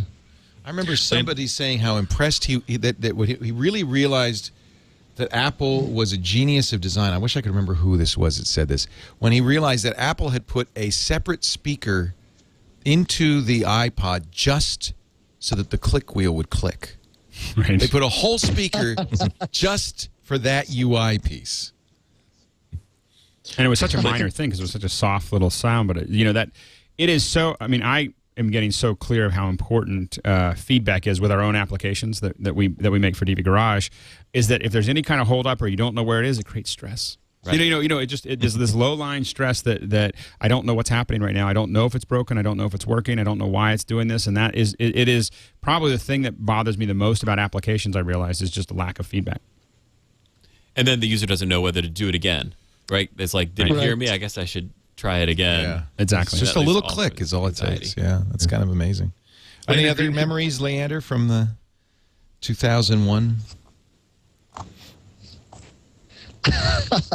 Well, I remember the guy that we sent down to the iPod launch came back, and he was totally unimpressed. Yeah, and I think that was him for an early TiVo. I think that was generally I seem to remember that was generally the reaction. It's like, well, there are other MP3 players, and this one's expensive. This one's very pricey. It was $500. Yeah, and holds 1,000 songs. Well, that's cool. I didn't buy it. I bought a cheap little one. CDs though. Say again? He got 50 CDs. 50 CDs. Steve Jobs gave everybody 50 CDs because they loaded up all the music and they didn't want to violate the copyright, so they gave them all the original CDs. So everybody who went to the launch event? I remember that when I got my sample, it just was a box of CDs. So it came preloaded with stuff, and I'm like, okay, Simon and Garfunkel. I've never considered buying that before, but okay, thanks. That's funny, but he didn't want to deal with the license thing, so he said, all right, well, what do we do? Okay, buy everybody the CD that every song that we're going to put on there, and then we've purchased it and we've given it to them. Right. Wow. It's not that big. I'm sure it was in the grand scheme of how expensive it is to do those launch events. It was like a footnote. And also that. He had them all remade the night before because the initial batch that they were going to give away, when you plugged the headphone into it, it didn't make a nice, satisfying click. And he discovered it's like 2 nights before the event, so some poor engineer had to go to great lengths to get ones with headphone jacks that did click. Holy cow!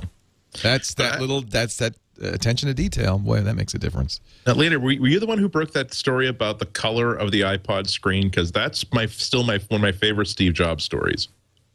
Doesn't ring a bell. I heard from somebody that even though it was a crunch project, even though it was a crash project, I mean, they put this together in like 3 days to ship in 5 days, whatever. They showed Steve Jobs like the first like really functioning one and said, okay, and here's what it looks like, and here's what we got together. And then Steve just simply stops and says, wait a minute, why is the screen green? I said, what? Well, the screen, the backlighting is green. It's like, well, Steve, that's, we have to source the part, and all the backlighting on iPods, on all LCD screens are green. And he said, no. For God's sakes, look at this design. It's white casing, silver, it's clear translucent. It has to be a white backlight. And even though like it was going to cost a lot more money, even though it was a lot more trouble, even though it was easier to get their hands on the green backlight, it had to be a white backlit screen because Steve did not like the idea of having any color in the screen at all. That's a story. That's a story that somebody told me. I always assume whenever there's a really good story like that, I assume that I bet that Leander has either told or written that story before. He's the guy. This is somebody at Apple who told me that story, and I'm like, that's too good for Leander not to know about it. Yeah, very interesting. Unfortunately, that's the first time I've heard that one, Andy, which I hate to admit. Let's see, Jobs met with Obama this week.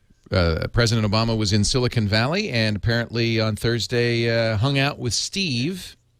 The meeting took place during Obama's visit to San Francisco. The two discussed, according to the White House, energy independence and ways to increase job creation. And how to vote on your iPhone. Well, you wonder, yeah. And the Mac App Store limitations. Well, apparently... Senate. Apparently, Robert Gibbs told reporters that it was a meeting that Obama was interested in having. They had met during the campaign in 2008. Remember that Eric Schmidt was a big contributor to Obama's campaign. I imagine that the president goes frequently to Silicon Valley deep pockets and says, how's it going for you? How's everything? How you doing? How's everything going? Fresh in your coffee, Steve? Yeah. They had a big, later they had a big Democratic fundraiser at Marissa Meyer's house. She probably has a pretty nice place. Well, Google learned from Microsoft that you got to keep your enemies close. Yeah. One of the reasons the Justice Department went after Microsoft in the 90s is because they didn't have any connections in Washington. I didn't know this, but Apple has 4 lobbyists in D.C.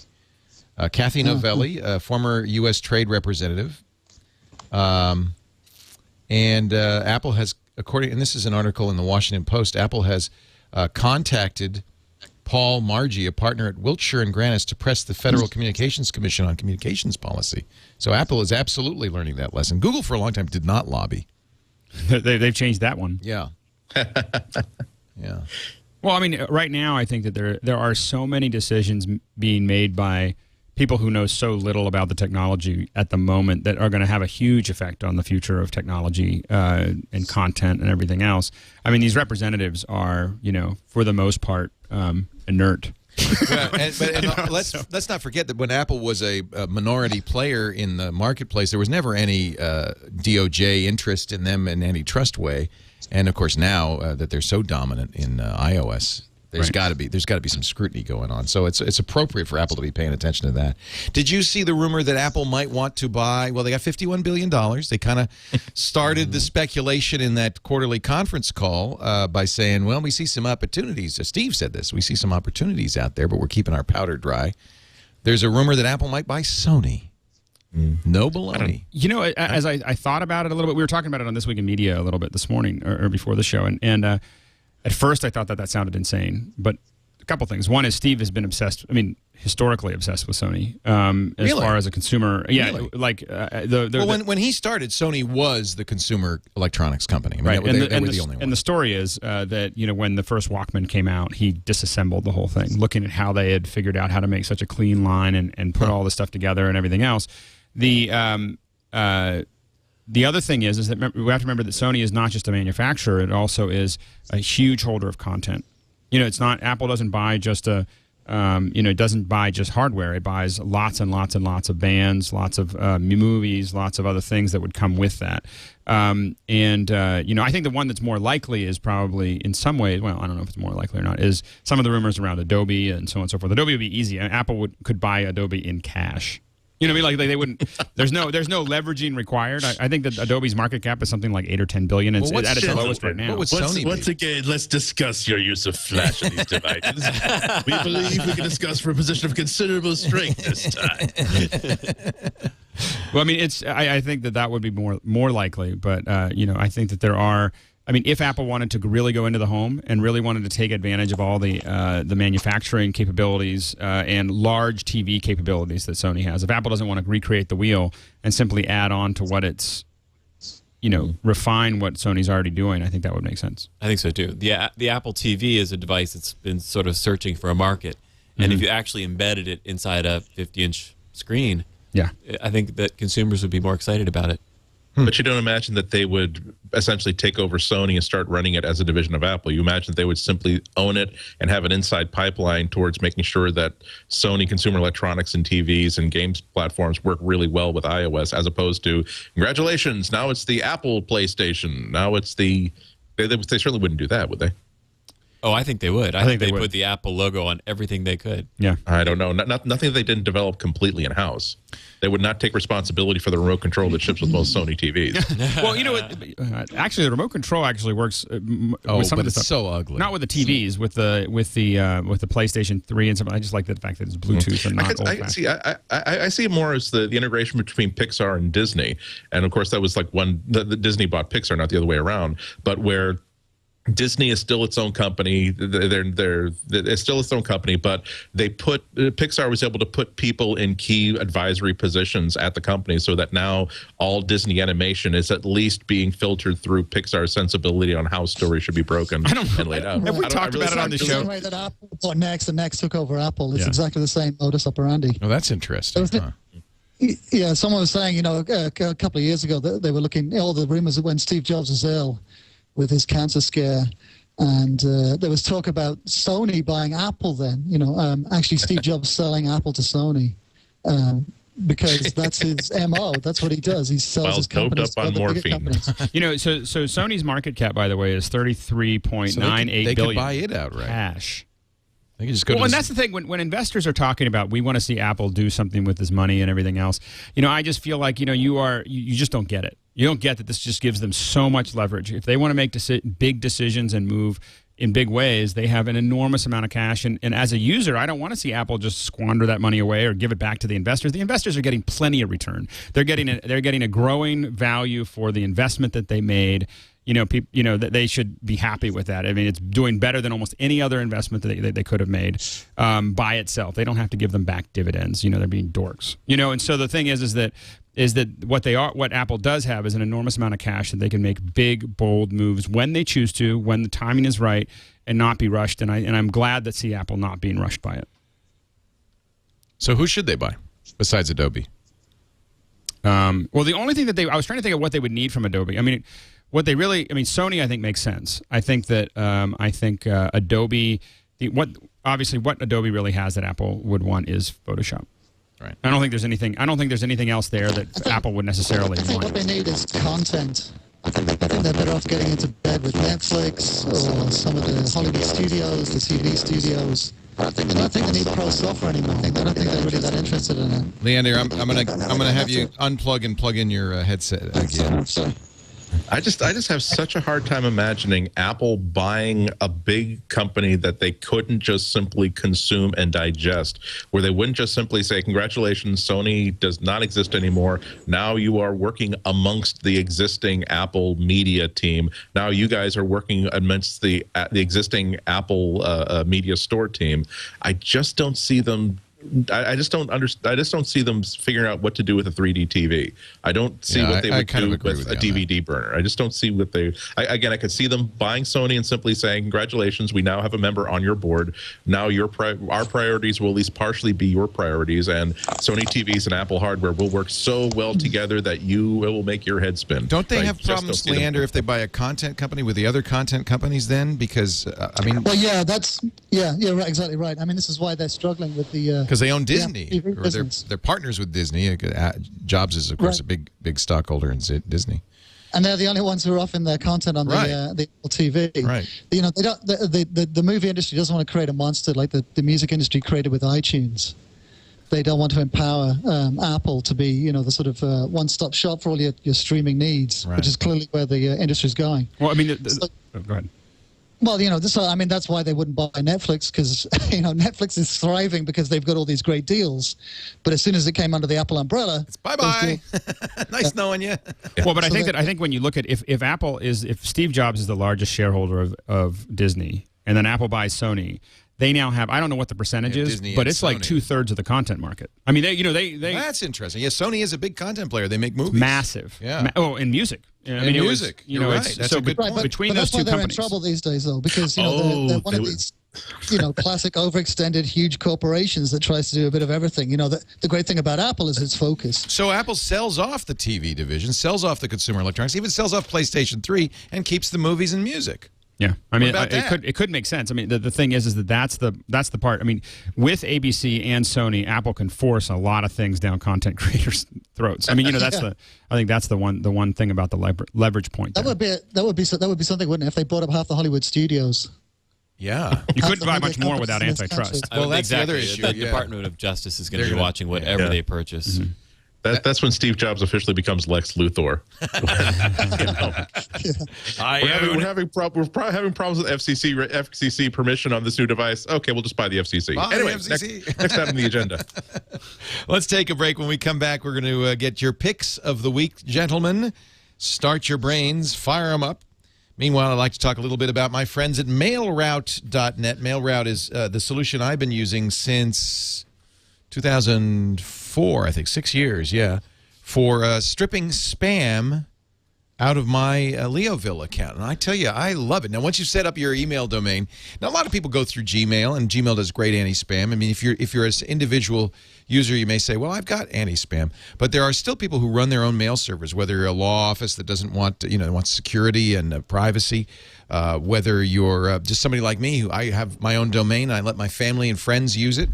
And I provide them with anti-spam service by using MailRoute. Go to mailroute.info to find out exactly how it works. You change your MX record, and all of a sudden, all that mail that was coming to you that was spam, you don't even see it on your server. I'll give you a good example. Over the last 12 months, I got my stats from MailRoute. 1 million messages came to leoville.com. Of them, all but 30,000 were spam. I never saw those 970,000 messages. They were just stopped before they even hit my mail server. It's just a great way to clean up your email. And with a false positive rate lower than 1 in 250,000, you don't even have to worry. You can look at your mail store. Occasionally I'll look at it. Spam store, I guess you call it. But I've never find anything in there from my mom or anybody I want to see. It's always spam. They're just really good at it. Tom Johnston, my friend, put this together some years ago. You may remember his previous company, FrontBridge, which was sold to Microsoft. It became Microsoft Hosted Exchange Services. He's back again with a great solution for companies that want to run their mail servers but don't want spam. Mailroute.info. Prices start as low as $2 per user with a minimum of 10 users. There are individual accounts because people listening to this show asked for it. If you want to know more, mailroute.info. And by the way, when you sign up there, you'll save 10% on the life of your MailRoute account. Now, let us... Yes, somebody in the chat room says, but Leo, that means you're paying full price for Viagra. Never thought about that. just think. D-Stu is in the in the chat room. He says, I set up my private MailRoute account, fast and easy, $30 a year. And I bet, D-Stu, you noticed immediately just, what a boon that is not to have that.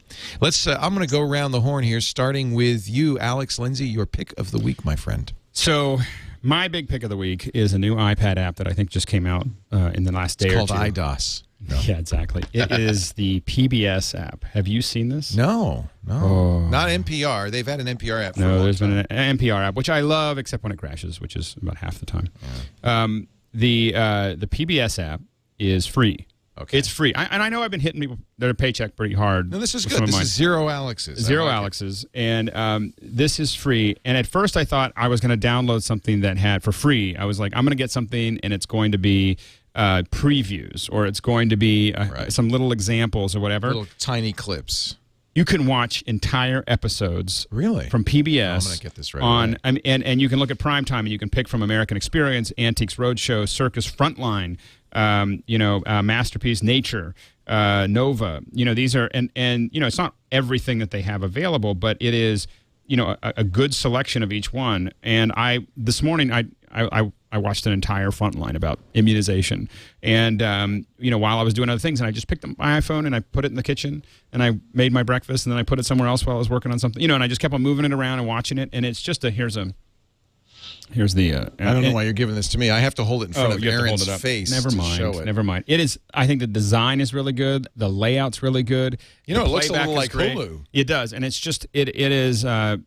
What I see with this is that. But they're not charging anything. Not now. I would if they gave me full archives and they gave me of Nova and all these other things, I'd be happy to pay $5 or $10 a month. Oh, absolutely. For PBS. This is like Hulu Plus, only with good stuff. And here's the thing that made me wonder is that if HBO did this, if HBO did this, I'd pay $10 a month instead of paying my sub fee or whatever. I'd just pay $10 a month to have access to everything via. So this is support for PBS is provided by Columbia University. That's the first time I've seen one. So they do have their, but that's good. That's how they're monetizing. I'm happy. I'm happy to do that. And look at this. It's going to be full screen. It's full screen, and at least at home it looked great. I don't know what it's going to look like here, but it's going to take a while to load, is what it's going to do because we have a very slow Wi-Fi. Yeah, but that's real. I'm downloading that right now. It's just there. There you go. Yeah. Look at this. This is great. I mean, it's it's totally streaming, watchable. Right? It's streaming. Yeah. That's awesome. Yeah, it's really, really great. This is for free. This is a must-have. If you have an iPad, I think it works on the iPhone that's a Nova and iPad. episode. Yeah. Just fantastic. It's a must-have app. So anyway, that's my pick. Great pick. Aaron Hillegass, you're next. All right, Leo, I travel a lot. And so what I want to talk about is the Timbuk2 messenger bag. Oh, the Timbuk2's been making great Apple bags for a long time. So it's got a zipper here where you can get your computer in and out. Yeah. But then when you get to the security in the airport, yes, I always feel like my computer's a little naked, like take it out of the case I hate doing and I throw it in the Tupperware. It's got the butterfly thing? Oh. It's got the butterfly thing, so you can lay it down on the conveyor. You don't have to take it out. TSA has approved this. You can just leave the laptop in there. Now, I have a butterfly case, too, from those guys up north. I can't remember their names, but Tom Bin. Tom Bin. I love Tom Bin. Do you find that the TSA doesn't give you a hard time? Yeah, they don't give me a hard time. Do they make you take it out? I'm always nervous. I always take it out. I go, I know they're going to I don't want to get embarrassed by them saying, sir, are you trying to get through without taking out your laptop? So it works. Yeah, totally. Oh, that's awesome. How much is that Timbuk2? It's about $130. And any other features you'd like to highlight before we move on? No, it looks great. Looks great, works great. There you go. It is Timbuk2, Timbuktu. The number 2. Oh. Timbuk number 2. For Timbuk2. Leander Kahney from the Cult of Mac. Do you have a pick for us, sir? Well, can I do the MacBook Air? Yeah. Yeah, that'll be my pick as well. You really like it, huh? I think it's awesome. I think it's really the best Apple computer I've had for years. Yeah, I'm pretty excited about it. You've had it longer than I've had it literally since the show began. But I have to say already, I'm installing stuff. It seems fast. It runs well. Do you like the screen? And the price, I think. Yeah, the screen's perfect. It's perfectly adequate. It's very high resolution. So it's the same resolution as a 13-inch screen. Although, why doesn't the screen go closer to the edge like it does on the MacBook Pro? I guess it's because the thinness. Yeah, I don't know. I guess maybe to give it more rigidity. Huh? Yeah. Yeah, because the lid is very, very thin. Yeah, but there's just a lot of chrome around the screen as opposed to. Oh, and they don't do the black thing, which is nice too, with the kind of infinite screen thing that they do on the iMac and the. But you know what? I can live with that. I can live with that. The thing I wish it doesn't have a microphone built into the lid, which means you have to put on a headset. I always use my laptop with Skype or iChat or FaceTime. Just open it up. It's got the camera. I got the speakers. It's on the side, Leo. But so there is a microphone built in next to the headphone jack. Oh, so I don't have to. I can do that. I think so. Yeah, and the speakers awesome. I haven't tested it, but the speakers are pretty good. I heard the speakers are decent, good enough anyway. Yeah, they're not bad. Well, as soon as I can get Skype working, I'll give that a try. So that's good to know, because that's really one of the chief ways you want to use a device like this is phone call, Skype calls, because you got it. You're at the Starbucks or whatever. So there is a tiny hole. I do see it now, and that's the microphone, huh? Oh yeah, it looks like a sieve. I don't know. $9.99 for an 11-inch machine is a steal. Yeah. Well, unless you're a PC for a machine of that power. Yeah. Can you see it? Let's see if you can see Not it. focusing. It should focus. It's an autofocus camera. It's too close. You're too close. It's too close? You can't focus that All right, close. there it is. It looks like a little... It's still focusing on Aaron. I think the camera's in love with you, Aaron. There you go. No, you just had to get There to it is. So there's just a little cutout there. Cool. Good pick, Leander. I like it. And I like it. Especially since I spent actually 1,100, because I put a couple extra gigs in there. You don't need to do that, though. I don't think you need to get the extra gigabytes. I don't think you need to get the extra storage space. I think you just get what you... A lot of people can go get the cheap one, and it'll be perfectly adequate. I figured for $100, and I know I can't upgrade it because it's surface-mounted memory. I thought for $100, that's a good price. I'll go for that, just in case. But right, that's the thing. You're future-proofing, but right. But Leander says no it. need. No need at all. Andy Ihnatko, your pick, my friend. In the world, iPad cases. I mean, say it again. I had you potted out because we lost you for a minute. Oh, it's all right. That's good. That's good. You didn't get my swearing. No, it's effing great. Exactly. Yeah. No. There's a certain act of desperation when you start talking positively about iPad cases, because it's like iPhone cases. There are like a million of them out there, and who cares? But I have been waiting for this iPad case to come out since January when I first saw the iPad. This is from, I never pronounce this name correctly. Skoche. Skoche. You know, like a skosh more room, like those Levi's 501. Exactly. And the best feature of this case is what you see here. It's a very, very pretty looking case. It's not leather, but it's leather-y. So if you get your panties in a bunch about animals being killed, exactly. But it's really tight and close fitting. It's so much. I don't know why Apple could not build a case for their iPad that works as closely and as nicely as this. So you get the complete protection. Also, you don't feel as though you're carrying this naked device around with you if you've got this tucked under your arm. The screen flips into the back, and so you can easily hold it in book viewing mode. What I love about it, though, is that it's also just as good in easel mode, because all you got to do is you sort of pop out just the bottom part of it, and then you'll just simply be able to sit it like this. This is so hard to hold up, but you can just simply stand on your table like this with multiple different viewing angles. And there are a lot of iPad cases, kind of folios like this, that kind of try to do this, but this is the only one I've ever tried that actually makes it work really, really well, where it looks like it's extremely well engineered and it actually functions. And when you flip it around this way, and you're not going to be able to see this correctly, but when you flip it around like this, it holds it up at the perfect typing angle. So it's the one case that can operate on all three of those modes, having it upright as an easel very nicely, but also when you're using the virtual keyboard to type on. And of course, it just does a really great job of protecting everything. Meanwhile, every single port is nicely exposed so that you don't have to keep taking it out of the case in order to do anything productive with it. That's another big fail for me for a lot of the cases that I've seen, where there's going to be the point at the end of the day where you have to take it out of the case because you have to charge it, or you have to take it out of the case because you want to use it with a keyboard or anything like this. My iPad has pretty much lived in here for the past 2 or 3 weeks since I got it. I took it. It arrived on a Wednesday. I headed for New York on Thursday, and during breakfast, I was being interrupted in my meal with other people saying, "Is that an iPad? Who makes that iPad case? That's the best iPad case I've ever seen."